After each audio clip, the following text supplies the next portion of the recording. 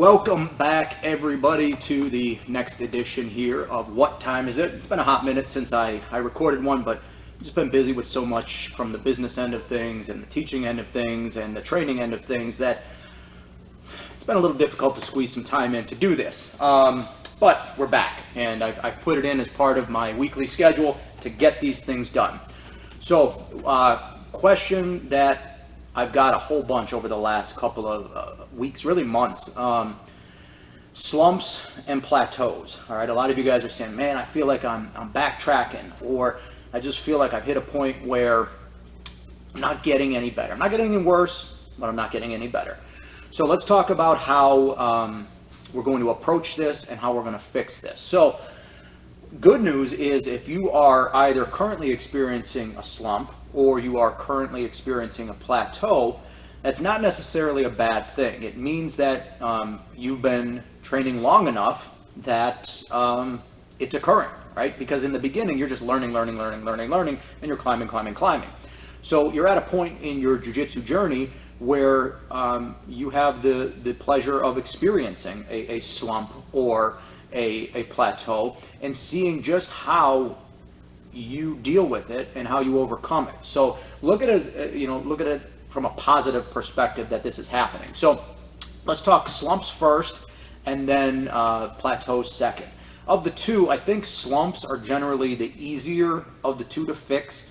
It's a faster fix generally because a slump is generally the product of something along the lines of you're just not training enough, you have an injury, you're coming off an illness. Just something that you can directly point at that says, yep, this is why I'm in this slump.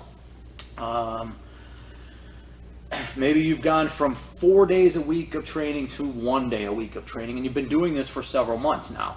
Of course, the training partner that you used to be able to dominate and tap whenever you want to is becoming more difficult for you because you haven't been training and they have. So look at the amount of work you're putting in and who's directly responsible for you being in that slump.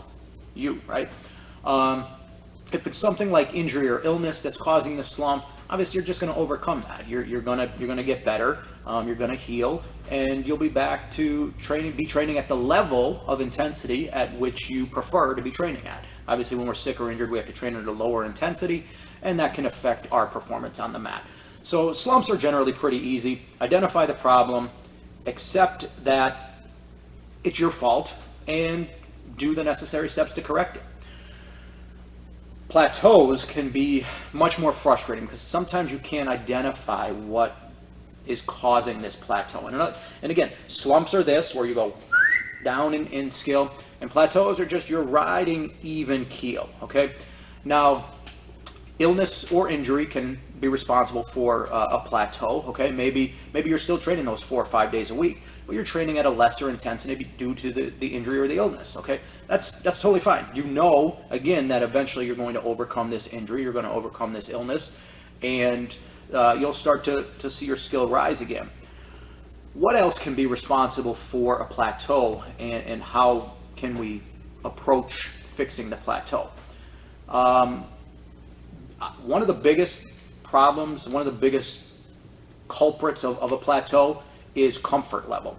You get too comfortable with a certain set of techniques, and that's all you do, right? Every time you come in to train, all you're doing is your A game, right? We have an A game, a B game, a C game. If you're training long enough, an A through Z game.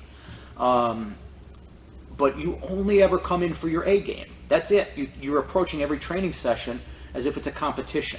So you're not working on your weaknesses. You're not working on what you suck at. You're not working on whatever, anything outside of your A game. So what happens is your training partners become very attuned to what your A game is. They know you're going to do 1, 2, 3, A, B, C, and that's it. So they learn to avoid it. They learn to counter it. They learn to escape it. And you're left holding on to thin air because you're not progressing. So that's a you problem, right? That's something you can fix. You simply need to put it aside, your ego aside, and go, okay, hey, when I come into training on Saturday, open mat, when I come into training during the week, whatever it is, I'm going to work on these shortcomings in my game. And then what happens is you're in that plateau, you're working on your shortcomings, you'll hit a little slump, and then wham, you'll hit a big acceleration in technique, and you'll be over that plateau in zero time, really. That's a pretty easy fix. The other fix is the opposite of that, where you're learning too much. So you're not taking time to focus on what's currently on your plate, right? You just went to the buffet, you filled up your plate, and then you're already looking over at the buffet again, going, oh, I'm going to go get a plate of this, I'm going to go get a plate of that, whatever it is. That's a real problem as well. That's what I call the throwaway student, where they throw the techniques away. So they see a lesson in class, they do a private lesson, and they get said technique, whatever said technique is. They go to the next training session, they try said technique, it doesn't work for them. No shit, it doesn't work. You've only tried it, a handful of times in class, and now this is your first time live training, and of course it's not going to work. And then they go, that doesn't work. Let me find another technique. And then of course that one doesn't work. So let me find another technique. And they keep throwing away techniques. Okay, that is another big reason for a plateau, because you're not taking the time to study and perfect. Look at that bullshit right there.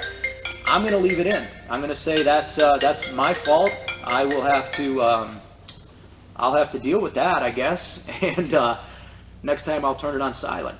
So again, not taking the time to really focus on said technique and give yourself the time to make it work. So slumps and plateaus, go back this, watch this a couple times, take this to heart. I'll have a follow-up video on this subject, related, adjacent, regarding how you should be framing your training in an upcoming episode. And if you watch those two back to back, I think you're going to see you're overcoming slumps and plateaus much, much quicker. So be safe on the mats, off the mats. I will see everybody very soon.